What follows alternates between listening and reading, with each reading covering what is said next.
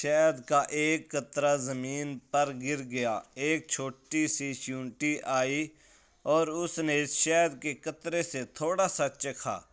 اسے بڑا مزہ آیا۔ اسے کام سے جانا تھا، تو جب وہ جانے لگی تو اس شہد کا مزہ اس کے منہ میں مزید پانی لانے کا سبب بنا۔ اس کا منہ بھر آیا۔ کیا زبردست اور مزیدار شہد ہے! کتنا میٹھا! آج تک ایسا شہد نہیں کھایا۔ وہ لوٹی اور شہد میں سے تھوڑا سا اور چکھا۔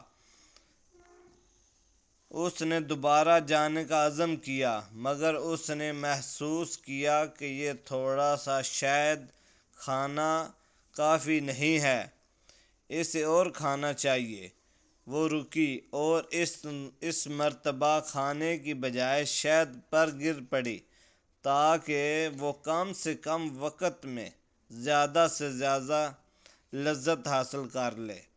وہ چیونٹی شہد میں غوطہ زن ہو گئی اور لطف اندوز ہونے لگی، مگر افسوس کہ وہ شہد سے باہر نہ نکل سکی۔ شہد کی چکنائی کی وجہ سے اس کے پیر زمین سے چپک گئے تھے اور اس میں انہیں ہلانے کی طاقت نہ رہی۔ وہ شہد میں رہ گئی، یہاں تک کہ وہ اسی میں ہی مر گئی۔ اس کی لذت اندوزی نے شہد کو ہی اس کی قبر میں تبدیل کر دیا۔ دنیا کے شہد ایک بہت بڑے قطرے کے علاوہ کچھ اور نہیں ہے۔